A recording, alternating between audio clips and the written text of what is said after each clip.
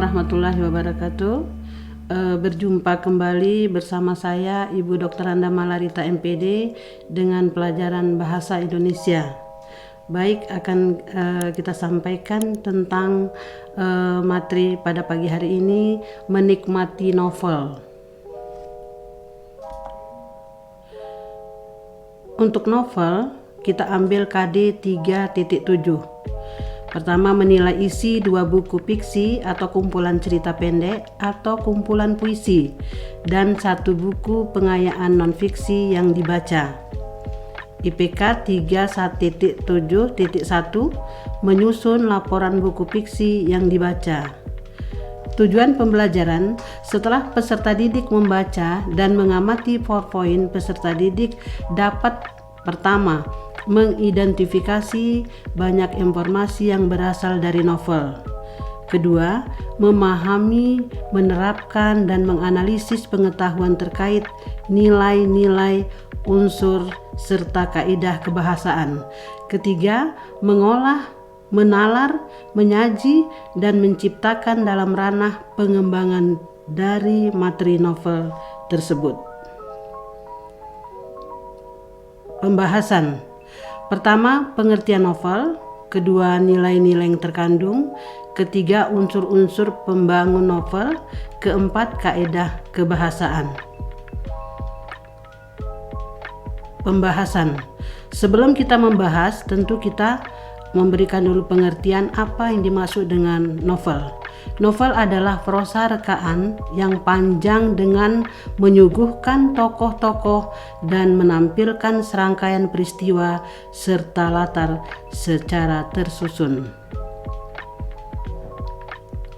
2. Nilai-nilai yang terkandung. Pertama, nilai agama, nilai sosial, nilai budaya, nilai moral, nilai estetika, dan yang lain-lain. Ketiga, unsur pembangun novel. Pertama, unsur intrinsik yang terdiri dari tema, tokoh, penokohan, latar, sudut pandang, dan amanat. Kedua, unsur eksintrinsik, nilai-nilai yang diyakini masyarakat, unsur biografi pengarang, dan pandangan hidup suatu bangsa. 4. Kaidah kebahasaan novel. 1. Gaya bahasa perbandingan. Kedua, gaya bahasa pertentangan. Ketiga, gaya bahasa sindiran. Dan keempat, gaya bahasa penegasan. Baik, akan kita uraikan kembali tentang gaya bahasa perbandingan. A. Metafora. Metafora adalah majas yang melukiskan sesuatu dengan perbandingan langsung atas dasar sifat yang sama. Contoh, Raja Siang telah kembali ke peraduannya. B. Hiperbola, melukiskan sesuatu dengan mengantik peristiwa atau tindakan yang sesungguhnya dengan kata-kata yang lebih hebat pengertiannya. Contoh, Danarto memeras keringat untuk menghidupkan keluarganya. C. Personifikasi, mengumpamakan benda mati seolah-olah hidup. Contohnya, angin yang berhembus membelai rambut-rambutku. D. Simili, pertautan yang membandingkan dua hal yang secara hakiki berbeda tetapi dianggap mengandung segi yang sama, dinyatakan secara eksplisit dengan kata seperti, bagai, laksana, seumpama.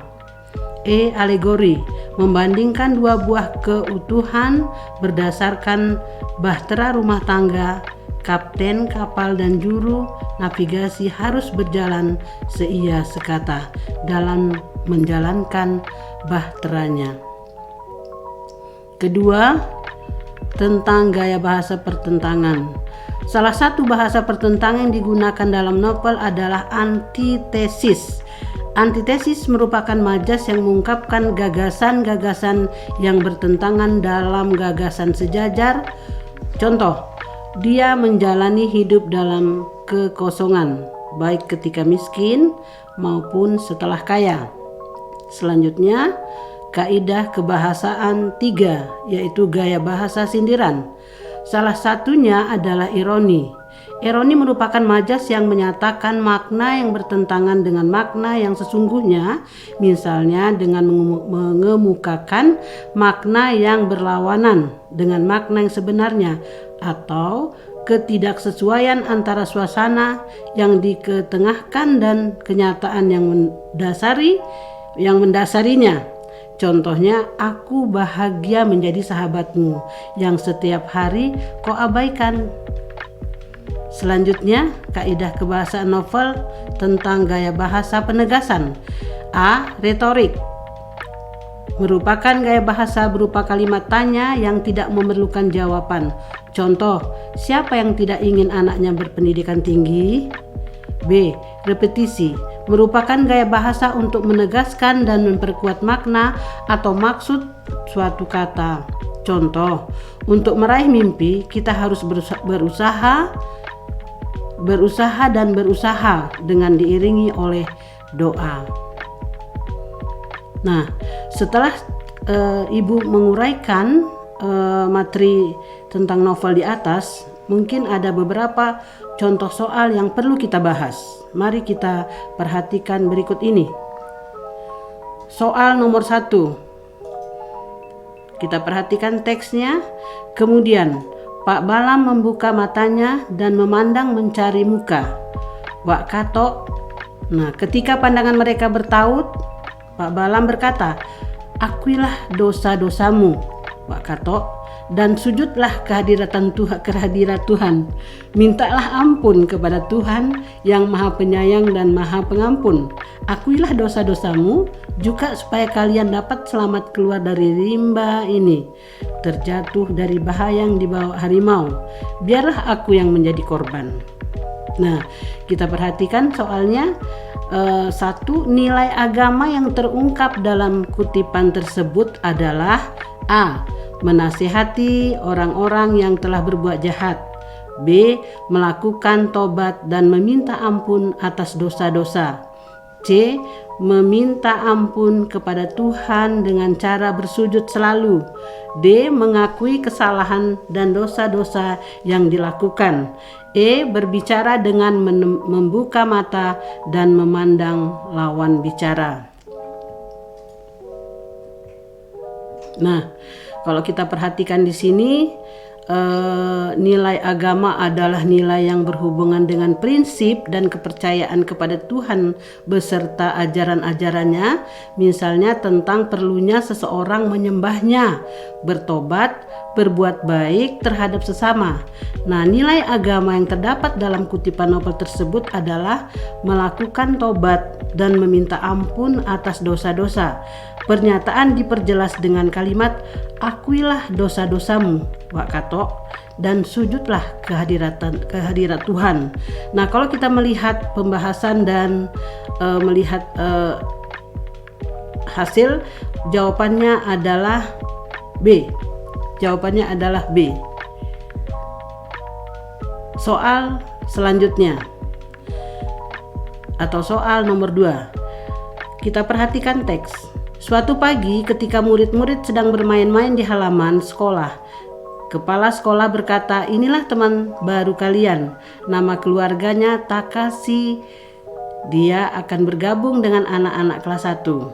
Anak-anak termasuk Toto-chan memandangi Takashi. Anak itu melepas topinya, membungkuk menghormati, dan berkata malu-malu, "Senang berkenalan dengan kalian."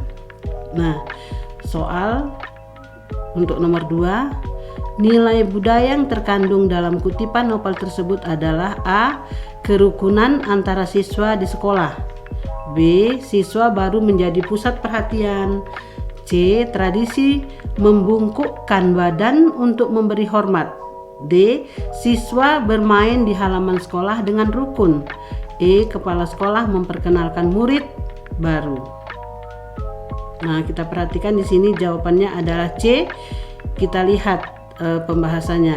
Nilai budaya adalah nilai yang berkaitan dengan pemikiran, kebiasaan, adat dan hasil karya cipta manusia.